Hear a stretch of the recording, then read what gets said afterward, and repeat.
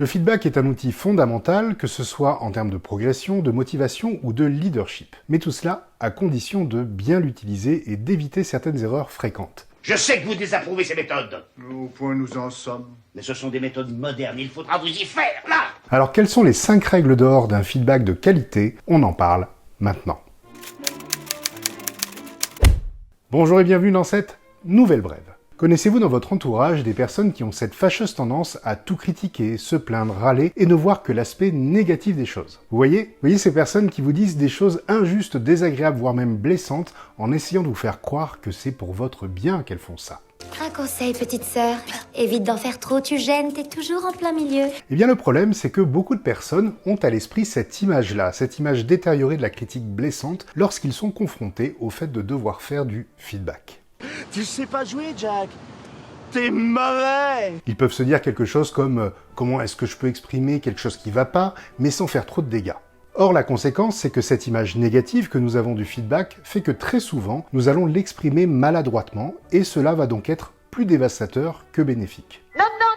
Non, petit. Réfléchis un peu, sers-toi de ton cerveau. Et donc ce malaise fait que l'on va hésiter de plus en plus à faire du feedback, et lorsqu'on va se décider à en faire, eh bien c'est que nous n'avons plus vraiment le choix, car on est face à un problème réellement important à gérer. Et oui, bienvenue dans un cercle vicieux. Or, tout cela part d'une belle croyance totalement fausse, qui est que le feedback est quelque chose de désagréable et de négatif, alors qu'au contraire, la vérité c'est que notre cerveau adore le feedback, mais le vrai feedback. D'ailleurs, peut-être que vous vous rappelez la vidéo que je vous avais fait sur l'état de flow. Et si vous ne l'avez pas encore vu, bien je vous mets le lien en descriptif. L'état de flow, c'est cet état de motivation et d'épanouissement intense qui se produit lorsque nous réalisons certaines tâches, et cela fait que nous avons la sensation que le temps et l'espace disparaissent et que nous ne faisons plus qu'un avec ce que nous sommes en train de faire. Eh bien, l'un des 5 ingrédients indispensables pour pouvoir atteindre cet état optimal, cet état de flow, eh bien c'est la sensation de feedback immédiat, c'est-à-dire que nous savons immédiatement si nous sommes sur la bonne voie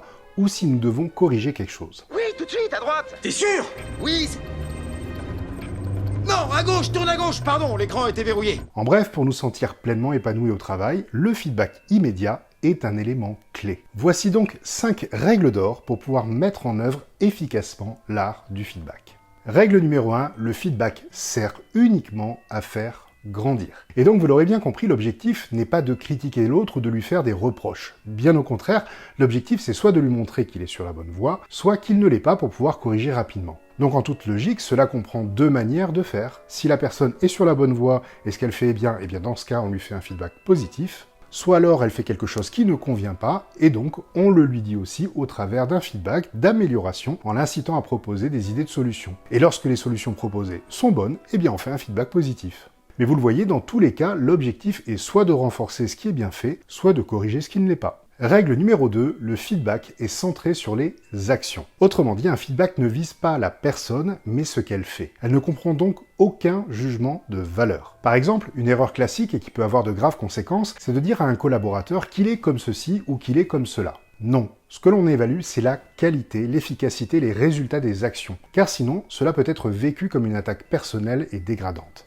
Règle numéro 3, le feedback est juste et précis. En effet, dans la droite ligne de la règle précédente, il est essentiel que la personne qui reçoit le feedback sente qu'il y a une réelle impartialité dans ce qui lui est dit. Que tout simplement, si ce qu'elle fait est bien, eh bien, elle le sait grâce à un feedback positif, et si elle est sur la mauvaise voie, elle le sait aussi grâce à un feedback d'amélioration. Mais dans la forme, ce feedback, pour pouvoir être bien accepté, devra être précis, factuel et circonstancié pour comprendre exactement ce qui va ou ce qu'il faut améliorer. Règle numéro 4, il y a normalement plus de feedback positif que de feedback d'amélioration. Et oui, regardons les choses en face, normalement dans toute équipe, les personnes font chaque jour proportionnellement plus d'actions qui fonctionnent comme il faut que d'actions qui ne vont pas. Alors oui, bien sûr, ça arrive fréquemment qu'il y ait des problèmes et c'est normal puisque c'est en les réglant qu'on arrive à avancer. Mais ces problèmes sont moins fréquents que ce qui est fait correctement. Par conséquent, il serait totalement illogique de faire plus souvent des feedbacks d'amélioration que des feedbacks positifs, car cela voudrait dire qu'ils ne sont ni justes ni impartiaux.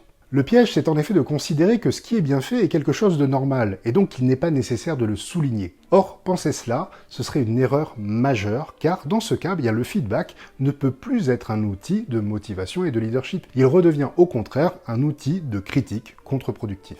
Donc amusez-vous simplement sur une journée à compter le nombre de feedbacks que vous avez réalisés et regardez combien ont été positifs et combien étaient des feedbacks d'amélioration. Et si vous voyez que ce sont les seconds qui l'emportent, il est urgent de faire pencher la balance de l'autre côté. Et enfin, règle numéro 5, le feedback est rapide et idéalement immédiat. En effet, une des erreurs fréquentes, c'est de laisser traîner les choses en espérant secrètement qu'elles vont se régler d'elles-mêmes. Le souci, c'est qu'en agissant comme cela, eh bien, les problèmes risquent de se gangréner et de s'intensifier, et donc le feedback d'amélioration deviendra de plus en plus difficile, désagréable et contraignant à mettre en œuvre. De plus, en termes de motivation, rappelez-vous que ce que notre cerveau aime, c'est le feedback immédiat, pour savoir tout de suite si on est sur la bonne voie ou non. Donc, attendre n'est pas la bonne solution.